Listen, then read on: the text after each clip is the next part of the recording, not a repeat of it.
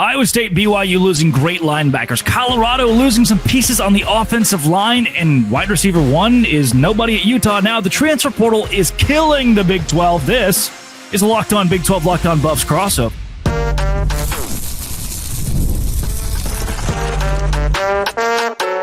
You are Locked On Big 12, your daily podcast on the Big 12 Conference. Part of the Locked On Podcast Network, your team every day.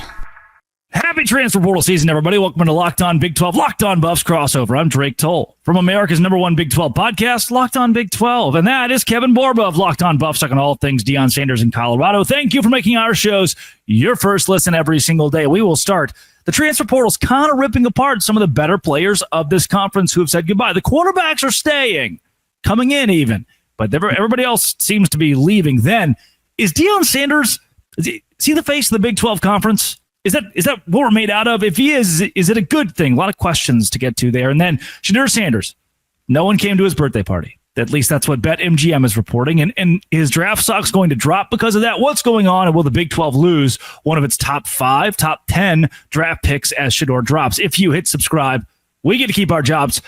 Borba from Colorado's losses on the offensive line to Iowa State, BYU losing great linebackers or wide receivers and All-American return man, and Utah losing a wide receiver. And it seems like everybody at this point has lost at least one piece or a piece or two that could have been big producers next season for their Big 12 football team. Is our league just being decimated by the SEC and the Big 10 treating us as AAA to their MLB?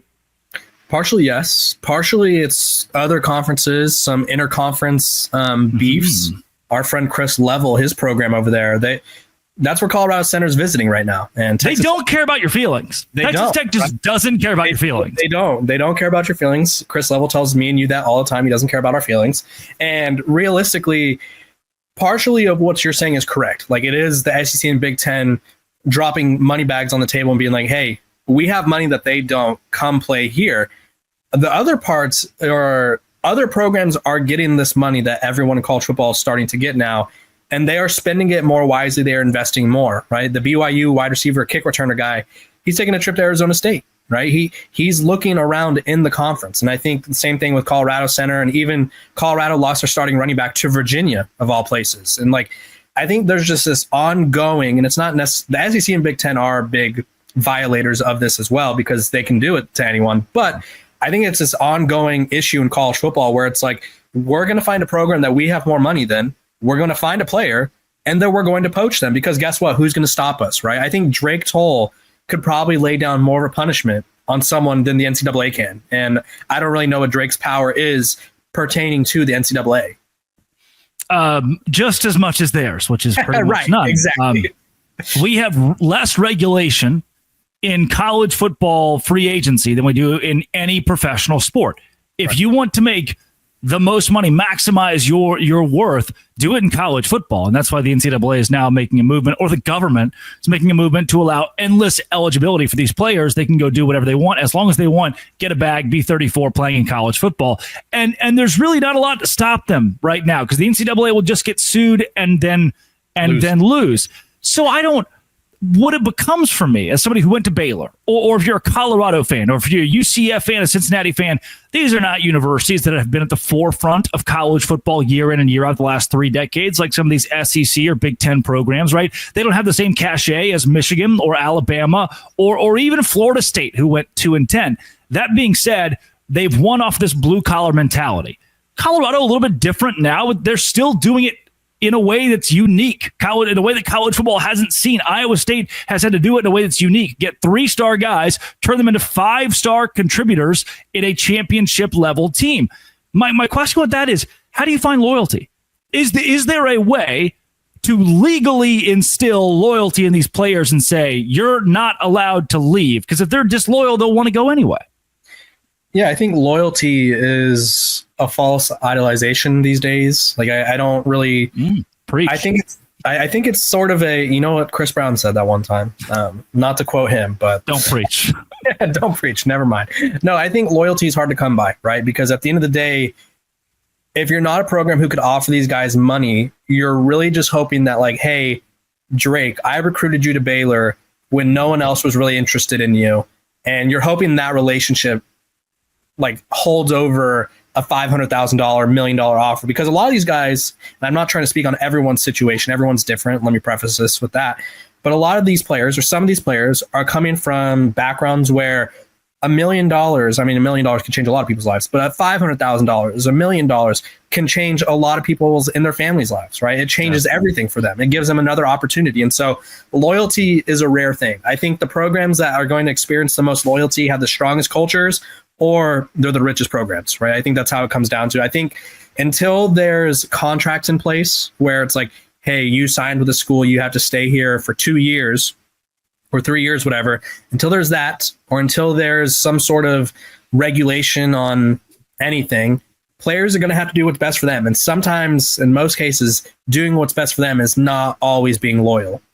So do we blame a kid for leaving Colorado on the offensive line? Do we blame a kid for leaving BYU as a wide receiver, or UCF as a safety? Can you, I mean, especially if they're getting $2 million, if they're building generational wealth, which that's the word that gets thrown around a lot of time with these dollar signs, can we actually put the blame on the players? I don't think you can, right? I think you, this is where people get upset. And I think this is where I'll preface this again. Mm-hmm. You could be upset at the system. You could be upset at the results.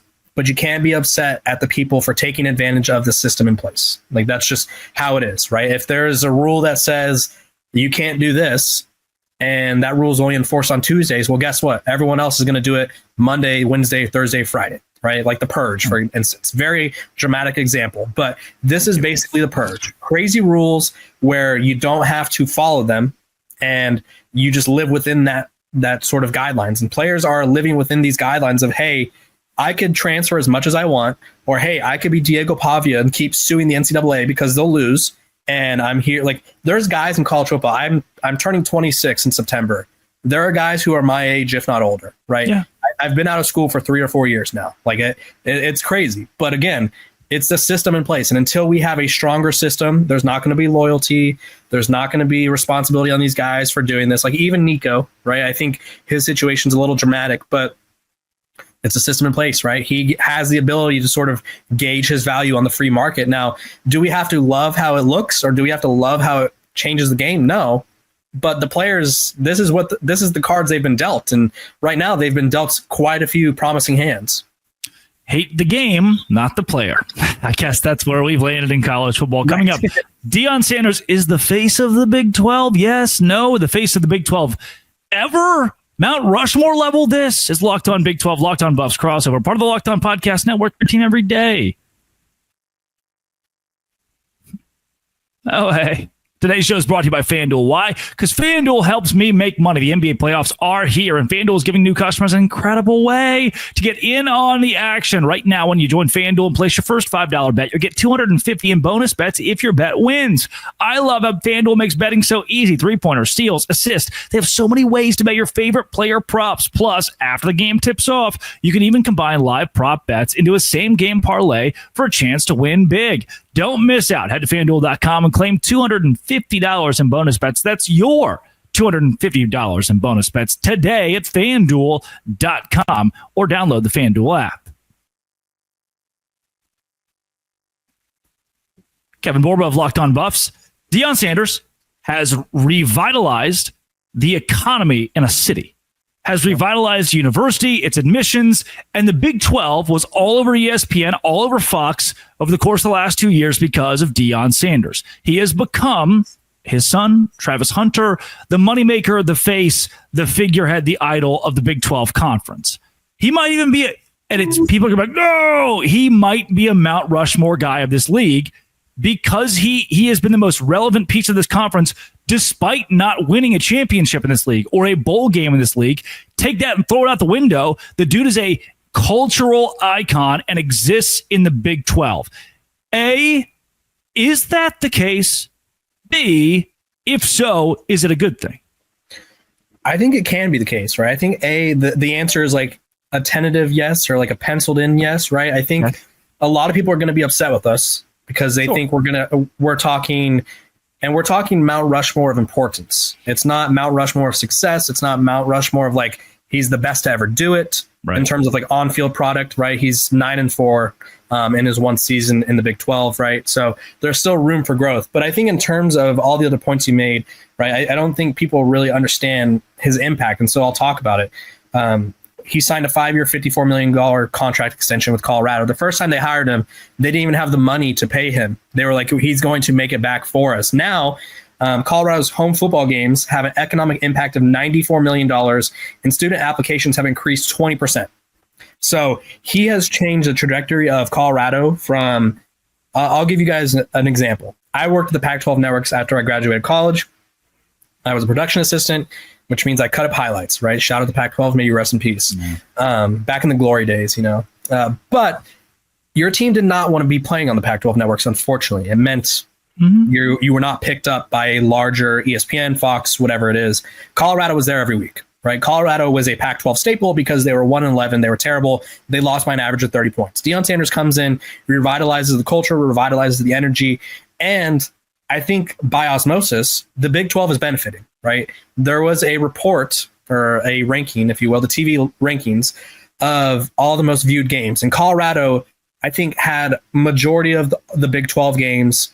And there was only, I think, 1 or 2 other games that didn't feature Colorado that were on that list. So Colorado, in a way, is keeping the Big 12, I don't want to say relevant, but it's definitely giving them a face of the conference that they need in an era where the SEC and Big 10 are putting their you-know-whats on the table and sort of trying to ruin the sport, right? Colorado is keeping the Big 12 in this thing, and I don't think people around the conference have to like Dion Sanders. You don't have to like how he runs his program.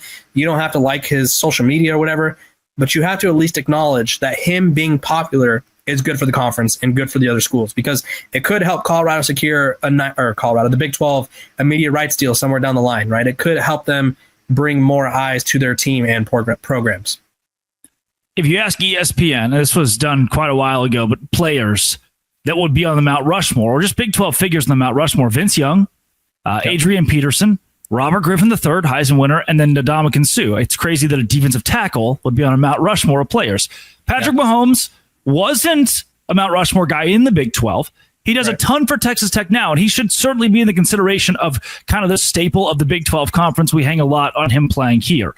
Then you look at, Bill Snyder was huge at Kansas State, but more people know Dion Sanders than they do Bill Snyder. And Gary Patterson was massive for TCU, and then they fired him. And RG3 won the Heisman, but Dion Sanders carries, again, cultural influence that goes way beyond that. When I think about people who have made the impact on, again, not just the university, but the entire conference as a whole, I'm just not sure if I can come up with another name that actually, like Barry Sanders didn't play in the Big 12. I can't figure out another guy that actually has impacted the league with the dollar signs that Brett Yormark has allowed Dion Sanders to do. I just think about Brett Yormark. So Brett Yormark is also probably one of those staples, but more people know the name Dion Sanders than Brett Yormark.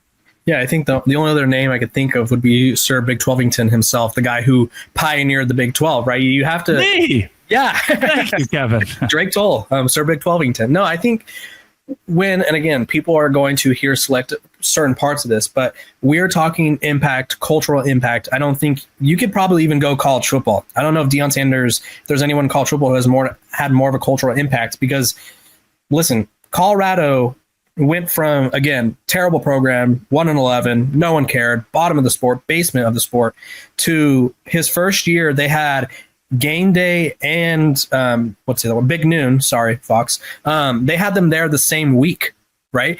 Big Noon practically had a residence in Boulder because they were there every single weekend, it felt like, right?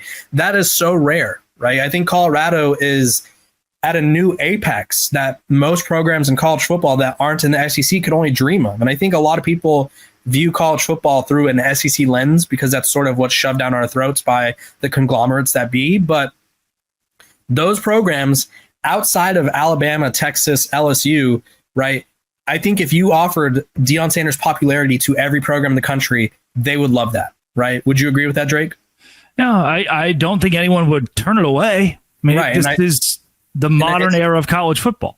And I think the profit that he brings for the program, the economy, his value goes far beyond just X's and O's, goes far beyond just like him wearing a whistle, right? It's cultural. It's like I have people in my family who don't watch football. They're from other countries. They're like, I've started watching football because of Dion Sanders, right? College football, that is, right? People who could not care less. He brings in a whole new demographic of fandom. And I think the part that upsets people is it's not a traditional power. He does it in untraditional ways. So people want to shoot that down. But I think in a college football era where everything is changing for what feels like not the best, I think a little positivity like this is great for the sport and for the Big 12. Yeah, I'm not sure if there's ever been a player this high profile. There hasn't. That's become a successful head coach. You have like the Harbaugh name. There have been a few here and there who were good, but they weren't elite. They weren't what Dion Sanders was for the game. He could have just sat down and said, all right, I'm retired. I'm no more football. I'll be an analyst somewhere. Could have been the one guy who's on ESPN who hosts that show that I probably shouldn't say his name right now. Coming up, Shador Sanders is dropping. His draft stock is dropping. Is it really, though? And why? And people are stupid. This is a Locked On Big 12, Locked On Buffs crossover, part of the Locked On Podcast Network, your team every day. Oh, I know you're wondering, is today's show brought to you by Fire TV and the Fire TV Stick? Yes. You know why? Because it's also an Xbox. Turn any TV into your gaming and entertainment console with Fire TV Stick 4K devices. No console required, though. ESPN's College Football 25 or Call of Duty, they're all right there. Wi-Fi 6.6E and auto low latency mode and advanced technology. Fire TV Stick 4K delivers smoother, more responsive gameplay. With 4K streaming, watch over 1.5 million movies and TV shows. Netflix, Prime Video, Disney Plus. It's all right there. Play high-quality Xbox games at a fraction of the cost with a Fire TV Stick 4K. Hosts across our network are eating it up because they're playing their College Football 25 on their Fire TV Stick. Head to Amazon.com/Fire TV Locked On to get started. Xbox Game Pass Ultimate Subscription incompatible controller required. Available on select devices including Fire TV Stick 4K 2nd generation, Fire TV Stick 4K Max 1st and 2nd generation, and Fire TV Cube 3rd generation. That is Amazon Fire TV Stick. Kevin Borba, Locked On Buffs. I sent you a tweet today, and it is from BetMGM that no one showed up to Shador Sanders' birthday party. Yeah. And that NFL GMs are losing faith in Shador after finding out that no one showed up to his birthday party. This just felt like 3 or 4 months of just a smear campaign against a kid who has been, by all accounts, awesome, especially at Colorado, especially the fans. Really, yeah, he's got swagger. Cool. And now we want to do everything we can to tear him down. All the way to reports of no one coming to his birthday party. Is his draft stock really dropping this much? And why do we feel the need to tear down Shador Sanders? It's a lot of loaded questions there. First of all, Kevin Costner's going to be pissed, right? He's going to be like, why? Why was no one at your birthday? Honestly, who wasn't at his birthday party was me. So I don't know if his teammates were there. But and had you been invited, I would have gone. I would have gone. Would have got him a gift. I don't know what he could needs, but I would have got him a gift, right? Would have been thoughtful. But no, realistically, I think, first of all, I think there's so much, value in the eyes of social media personalities and being negative. And Shador Sanders' name is very clicky. And so when you go, I honestly, I hope that's a joke, right? They posted a picture of Kevin Costner from whatever that movie is, Draft something. Draft Day, I think, yeah. Thank you. And I think it's just a poorly timed joke. And I think there's a lot of people who find being negative funny and they know it's going to drive clicks, right? I think you talked about, is his draft stock falling? Wow, English is hard. I think in a way it could be, but I think it's calculated, right? I think Coach Prime has said this throughout the entire process that they have certain teams they want him to go to.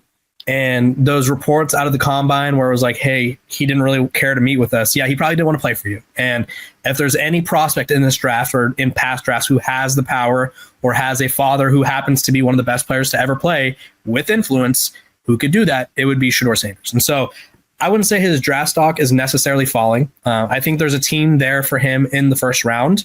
And if not, it'll be early second. But I think a lot of this slander is coming because, one, that's what we do with the NFL draft is we have to find things to pick apart. But two, when you have someone with a big of personality as Shador Sanders, as much fame as he does, you have to poke holes in it. And I don't think we as a society can simply just be like, you know what, that kid has a famous dad who is one of the more cultural iconic people of all time. But we're going to identify him and sort of evaluate him as a football player, right? They have to evaluate him as the character who they think he is, right? They don't talk about him going to local schools to hang out with a kid who was bullied, right? They don't talk about him paying his teammates in NIL money because Colorado isn't NIL rich. They don't talk about that, right? They don't talk about him taking out his offense lineman at dinner. They don't talk about him never throwing his offense lineman under the bus, even though he was sacked 94 times in 2 years. Most quarterbacks would have been like, hey, I'd like to not die this week. But no, he didn't say that, but they don't talk about that, right? They talk about him flashing his watch. They talk about him doing whatever. And like I said, there's just more societal issues for multiple reasons in terms of people find it fun to criticize people. And there's also another factor that we both know is at play here. So I'm reading the headlines. If you just Google Shador Sanders. Yeah. NFL insider warns teams of possible Dion Sanders factor. Shador Sanders ripped by anonymous coach before the draft. The worst formal interview ever. NFL coach destroys entitled Shador Sanders. Ranking the best team fit for Shador Sanders. It's the first nice one here. Criticism of Shador Sanders. Shador Sanders drops subtle hints about how he feels. Like, this is all tabloid stuff. Ashton Genty's not getting this. Even Travis Hunter is not getting this. Cam Ward is not getting this. How much of this, you mentioned that kind of that unnamed factor, the unspoken, but the elephant in the room. How much of this is the Sanders name? And how much of this is just like a successful young man that is getting completely berated because of factors he can't control? Yeah, I think it's like 99.9% of like, it's the Sanders name. I think the other 1% is like, I think there are evaluators out there who are being honest and being like, you know what? There are flaws to his game where he takes too many sacks or he doesn't have the strongest arm. Like, if that's your criticism of Shador Sanders and that's it stops there, that's fine, right? Because that's criticism of Shador Sanders as a football player, and there's 500 prospects in this draft. Every one of them has a flaw. I'm not going to pretend he doesn't. But in terms of how much of it is his father and the name, it has to be all of it, right? It feels very, and I don't want to compare him to this player because very different circumstances. Bronny James, though, right? Everyone was up in arms that Bronny James was drafted by the Lakers in the second round. Like, tell me who the 56th pick was. Tell me who the 54th pick was. Do we care? No. Like, they care so little about the second round of the NBA draft. Nikola Jokic was drafted during a Taco Bell commercial. So don't tell me you care about the second to last player in the draft. But that being said, there was a lot of hate because who his father was. It's the same thing with Shador. From the moment he got into the big stage, he became the most attacked quarterback, right? You did that little exercise where you Googled Shador. If you Google Cam Ward right now, Cam Ward could be the most unlikely number one pick ever. If Cam Ward wants to wear number one with the Titans, Warren Moon will consider it. Another one, there's that canon. College coaches compare Cam Ward to NFL superstar, right? Like, there's so much different discourse surrounding him because they want to get. I mean, we're both in the business of getting views, Drake. Let's not pretend we're not. Sure. Dion Sanders, Shador Sanders, they get us views. I'm not going to pretend like I don't get views off their name. But how likely are we to get more views if we said Dion Sanders is the worst coach ever, right? Or Dion Sanders sucks, or Shador Sanders sucks, right? People want that. They live for that because they create a narrative about this person they've never met. They look at his father and go, well, he was cocky. He was flashy as a college guy. He walked out of an NFL draft meeting, which he did, right? Sure. No one's ever saying that Dion Sanders wasn't cocky or confident. Sure. But again, you have to be able to separate your dislike or disdain for a name with a person, right? And I think people are unable to do that. And so a lot of this is just too much, like, too quick for people. It's like, oh my gosh, his dad's famous and he's good at football. Like, we can't have both, right? You could have a famous dad. Like, no one's talking about the brother, which, I mean, granted, like, there's no reason to. I think he's going to go undrafted or late in the draft, but no one's talking about him, right? No one's talking about all these other quarterbacks, like Jack Del Rio's son. This is a random example. His son got an opportunity in the NFL, right? There's been other sons of quarterbacks or sons of NFL players who have been far less scrutinized. Terrell Owens' son was with the 49ers in some capacity this past year. Like, people only care if the name is worth caring about. And right now, Dion Sanders' name is big in the sport. and it's worth caring about. So in essence, it's worth hating on. Yeah. Dabo's son's out there. Yeah. You know, Andre Iguodala's son plays for the Baylor Bears in basketball, but most people don't. They don't get mad. They don't get mad. They don't care. They don't talk about it. It's not that there are no headlines. And like, I have a question for you, Drake, since this is a crossover. Let me host for a second. This is the Locked On Bus, Locked On Big 12 crossover. If his name, I tweeted this, if his name was Shador Johnson, he went to Colorado, no relation to Dion Sanders, and he breaks 100 school records, leads a program that was 1-11 2 years ago to a 9-4 record. Do you think people care? Right? Do you think people are like, this Shador Johnson kid? Yeah. Like, do you think they care? He's the best story in the draft. Right. You know, he's right there with Cam Ward as the best story in the draft. And I'm going to say it. I like that his jersey was retired. He's fifth all time in passing yards after 2 seasons. He got sacked 94 times. He had no offensive line and just did it himself and won 9 games in a program that had 2 winning seasons in 16 years. You were already probably going to retire it in 10 years anyway. I'm fine with it. I don't care. Guess what? Doesn't affect me. I'm never going to wear a jersey for Colorado football. So my number's not taken. I don't care. Yeah, and I had a stance on that too. And I think part of this is it ties into what we're talking about, right? It's Shador Sanders. Like, no one cared about Travis's jersey being retired. Like, not a single person was like, Travis should not have his jersey retired. He wins 8 major awards, headlined by the Heisman. Everyone's like, cool. But that Shador Sanders guy, like, no one cares that he broke 100 school records, literally 100. No one cares that he only played FBS football for 2 years, yet is one of the most accomplished quarterbacks in college football history. No one cares about that. Right. They care about his last name. And I think it just the jersey thing. And this is what I said on my show. Be mad at Colorado for not honoring legends before him. Yep. Don't be mad at them for using this opportunity to honor him now. Right. Wow. Should Darian Hagan have his jersey retired? Probably. But is it Dion Sanders' fault that a quarterback who I wasn't even alive when he played, is it his fault that he didn't get his jersey retired? No. And I think it goes the same thing with the NFL, where people want to hate on him. Like, Drake, sorry to keep blabbering, but the first combine report about Shador, where it was like he's arrogant, he's brash or whatever, there was also reports saying that coach particularly doesn't like players who have a little bit of fame, who don't like players who have a little bit of money. Well, most of these guys have money now, and a lot of them have fame. So you would hate Tom Brady or Joe Namath or any other NFL quarterback. Right. That just, yeah. Dion put it great. What, you got to die to get your jersey retired? That's great. I mean, it's sad. Like, I think that's sort of awesome it's like when people pass away, the rappers, musicians, athletes, it's like we honor them more. We think about them more when they pass away. It's like, why can't we change that? Right? Why can't we just do it now? And you already know you're going to do it eventually. Borba, for listeners of Locked On Big 12, where can they find more of your work? Yeah, you can find me over at Locked On Bus. I'm doing some interviews with some of the new guys on Colorado's roster. Me and Drake will be chatting it up about Colorado all off season because your boy Drake Toll will be we'll be doing a home and home, if you will. And Drake brings a lot of insight and haters as well to the network, which we love him for. See you in a couple weeks more, but this has been It Always Will Be Locked On. Thanks for making it your first listen every single day. A Buffs crossover with Dose Grande.